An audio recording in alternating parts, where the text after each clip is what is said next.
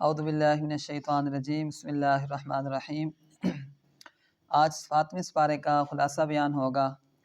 7ویں سپارے کے شروع میں اللہ رب العزت نے نجاشی بادشاہ اور اس کے جو ساتھی تھے ان کے سامنے حضرت جعفر رضی اللہ تعالیٰ عنہ جب مکہ شریف سے پہلی ہجرت کے وقت صحابہ کرام ادھر چلے گئے، حبشہ میں گئے، تو وہاں پہ نجاشی بادشاہ نے پوچھا کہ تمہارے پاس کون سی کتاب آئی ہے؟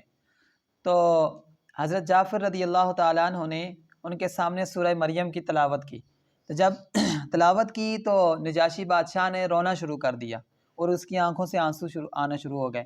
تو اللہ رب العزت نے وہی بات 7ویں سپارے کے شروع میں بیان فرمائی، وَإِذَا سَمِعُوا مَا أُنزِلَ إِلَى الرَّسُولِ تَرَىٰ أَعْيُنَهُمْ تَفِيضُ مِنَ الدَّمْعِ مِمَّا عَرَفُوا مِنَ الْحَقِّ، کہ جب ان لوگوں کو حق معلوم ہو گیا تو اور جب انہوں نے اللہ کی آیات سنی قرآن مجید کے اندر جو نازل ہوئی تھیں تو ان کی آنکھوں سے آنسو بہنا شروع ہو گئے۔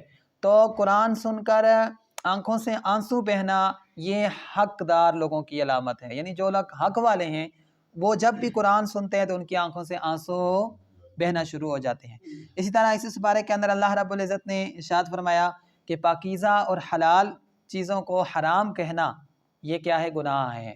یعنی جو چیزیں حلال ہیں اور پاکیزہ ہیں، کوئی بندہ کہے کہ یہ حرام ہے تو یہ کیا ہے؟ گناہ ہے، کبیرہ ہے۔ اللہ تعالیٰ نے ارشاد فرمایا یا ایھا الذین آمنوا لا تحرموا طیبات ما احل اللہ لکم، کہ جو چیزیں اللہ نے تمہارے لیے حلال کی ہیں ان کو حرام مت قرار دو، ولا تعتدوا، حد سے نہ بڑھو، ان اللہ لا یحب المعتدین، اللہ تعالیٰ حد سے بڑھنے والوں کو پسند نہیں فرماتا۔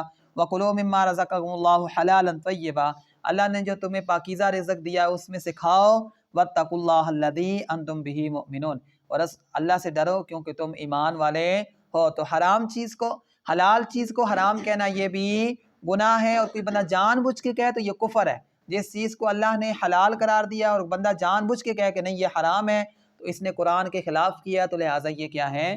کفر ہے۔ تو لہٰذا حلال چیز کو حرام کہنا یا حرام کو حلال کہنا یہ جائز نہیں ہے، گناہ کبیرہ ہے۔ اسی طرح اس کے بعد اللہ رب العزت نے اسی سپارے کے اندر قسم کے احکام بیان فرمائے ہیں۔ سب سے پہلے فرمایا کہ لا یؤاخذکم اللہ باللغو فی ایمانکم، کہ جو تمہاری فضول قسمیں ہیں، اب کسی بندے کی عادت ہوتی ہے کہ بات بات پہ قسم کھاتے ہیں، اس قسم پہ کوئی بندے کا مواخذہ نہیں ہے، اس کی پکڑ نہیں ہوگی۔ ہاں ولیکن عقدتم الایمان، لیکن وہ قسمیں جن کے اوپر تمہارے دل پختہ ہو گئے، یعنی پکے دل سے تم نے کہا اللہ کی قسم یہ بات ایسے، ان پر تمہارا مواخذہ ہے۔ اب قسم کھا کے بندے نے توڑی تو اس کا اللہ رب العزت نے پھر کفارہ بیان کیا۔ پہلے کیا ہے کہ 10 مساکین کو کھانا کھلائے گا، اگر وہ نہیں کر سکتا تو ایک غلام کو آزاد کرے گا، اگر وہ بھی نہیں کر سکتا لگاتار 3 روزے رکھے گا۔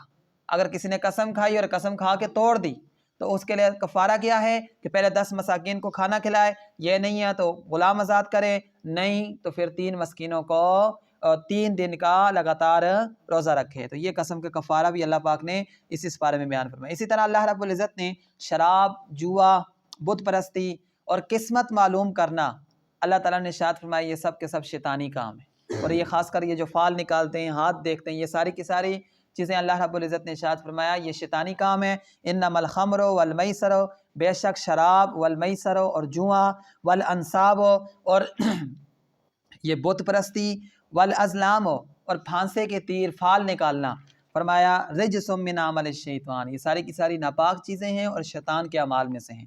فاجتنبوہ لعلکم تفلحون، ان تمام چیزوں سے بچو تاکہ تم فلاح پا جاؤ۔ اب یہ جو قسمت آزمانے کی بات ہے، یہ جو فال نکالنے والی بات ہے، یہ کیا ہے؟ اللہ رب العزت نے ارشاد فرمایا یہ شیطانی کام ہے۔ اور آقا علیہ السلام نے ارشاد فرمایا کہ جو بندہ نجومی کے پاس گیا اور پھر جا کر اس کی تصدیق بھی کی تو حضور نے فرمایا کہ اس نے ابو القاسم کی کیا کی؟ نافرمانی کی، یعنی رسول خدا صلی اللہ علیہ وسلم کی اس نے نافرمانی کی۔ نجومیوں کے پاس جانا اور پھر اس کے بعد اس کی تصدیق بھی کرنا، ہاں اس نے بالکل ٹھیک کہا ہے، ہاتھ دکھانا، یہ ہاتھ دکھا کر یہ لکیریں دیکھنے والا یہ کون سا معاملہ ہے؟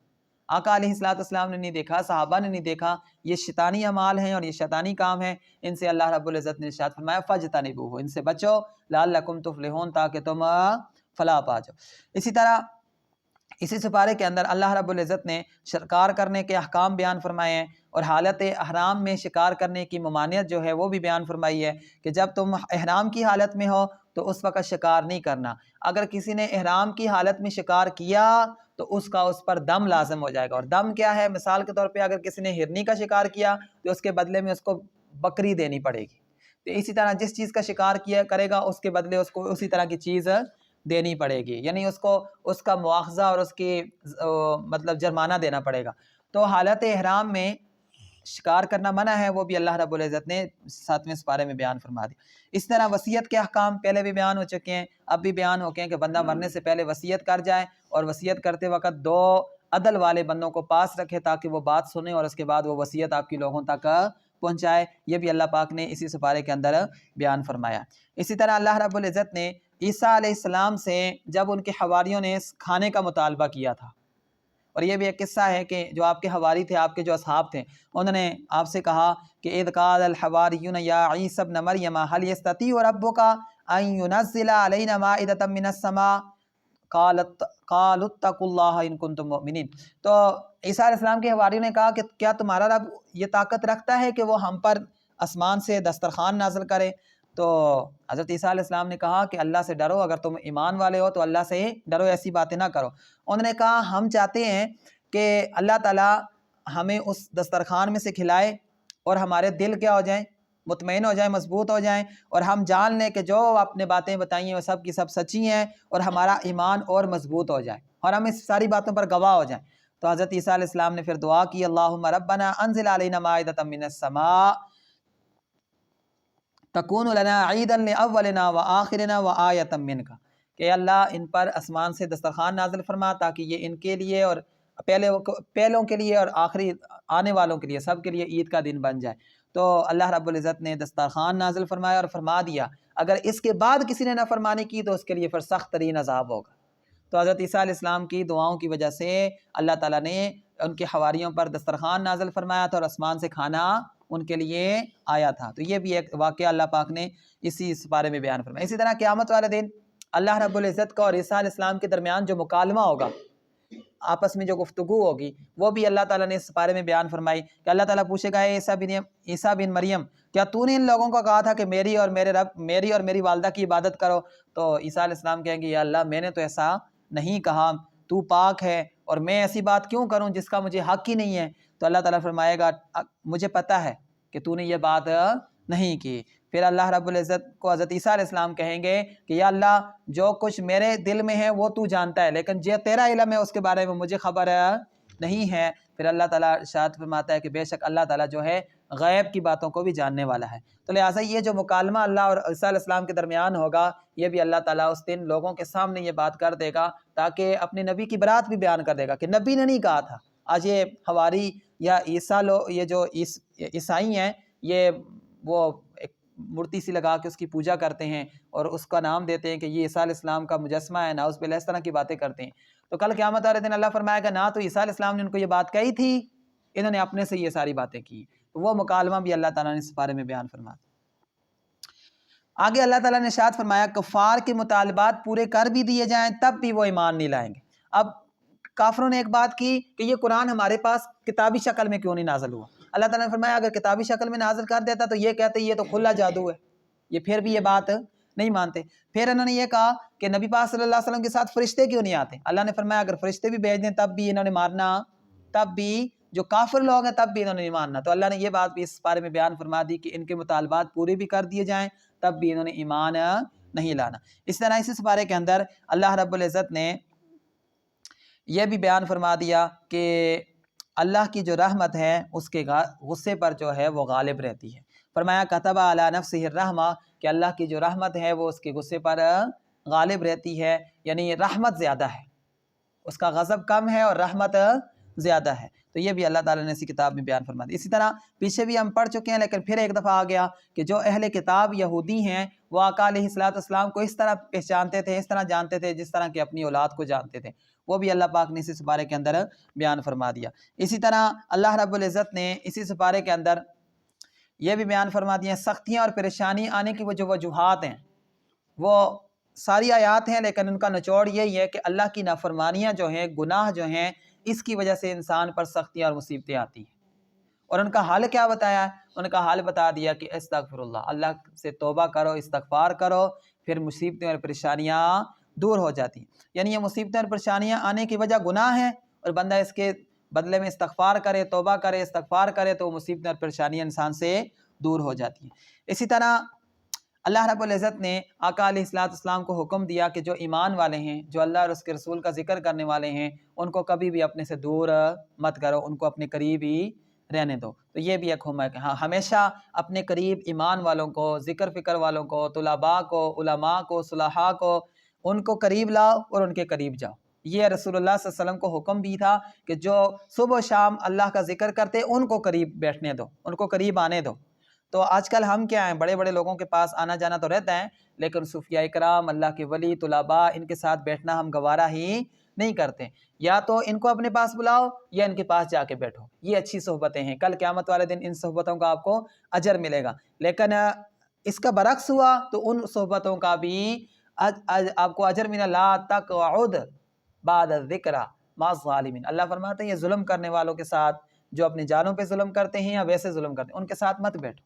جب تمہیں معلوم ہے ان کے اعمال کا تو ان کے ساتھ بیٹھنا مت کرو، کل قیامت والے دن ان کا بھی۔ اسی طرح اسی سپارے کے اندر اللہ رب العزت نے یہ بھی بیان فرما دیا کہ دین کا مذاق اڑانے والے، دین کا مذاق اڑانا یہ بھی حرام ہے۔ کوئی بندہ اگر دین کا مذاق اڑائے، نماز کا مذاق اڑائے، سنتوں کا مذاق اڑائے، دین کی کسی بھی چیز کا مذاق اڑائے تو اللہ پاک نے ارشاد فرمایا کہ یہ حرام ہے۔ ہاں مسئلہ سن لو، اور اگر کوئی بندہ ہلکا سمجھتے ہوئے کسی ارکان نماز یعنی اسلام کے فرائض میں سے یا رسول اللہ صلی اللہ علیہ وسلم کی سنتوں میں سے کسی چیز کو ہلکا سمجھتے ہوئے اس کا مذاق اڑائے تو وہ حرام نہیں ہے، بلکہ وہ اسلام سے خارج ہو جاتا ہے۔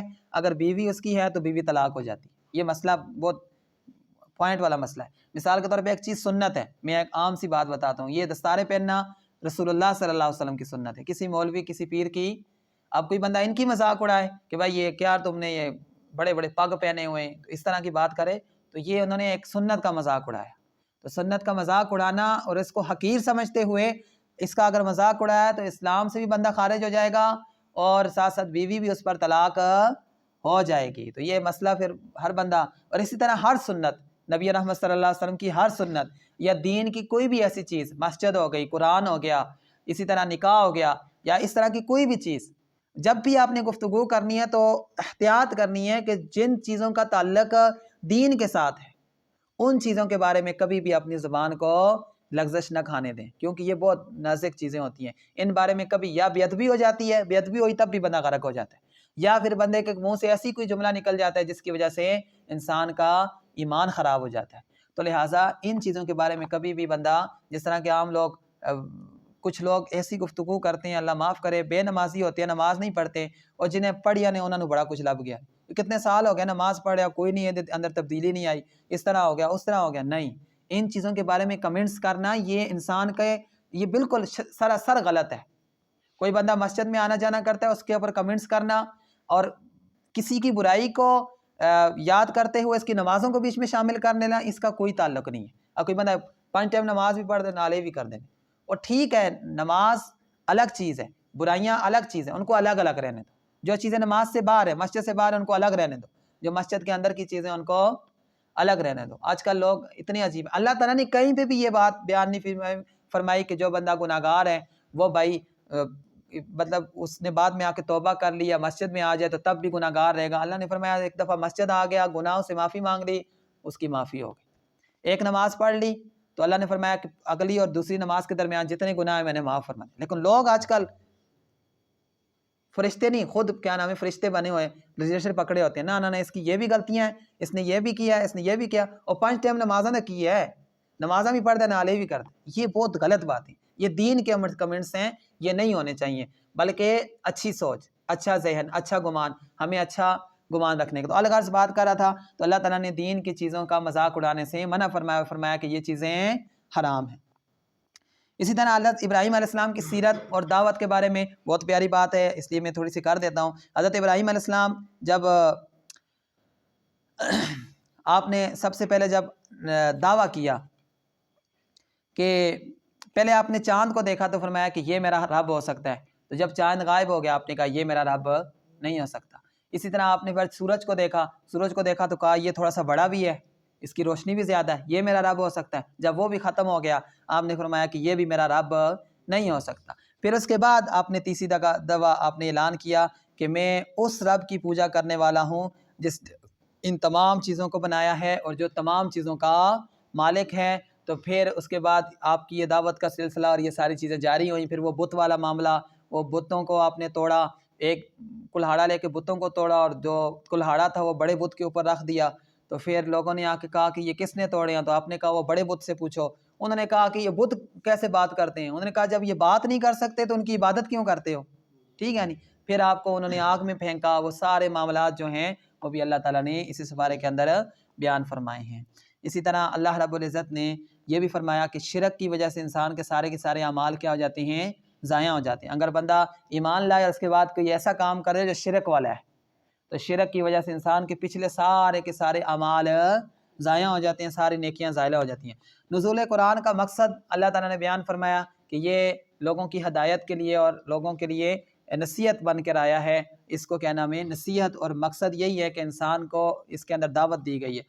ظالموں کو دردناک موت دی جائے گی، وہ بھی اللہ تعالیٰ نے بیان فرما دیا کہ ان کے لیے کل قیامت والے دن دردناک عذاب ہوگا۔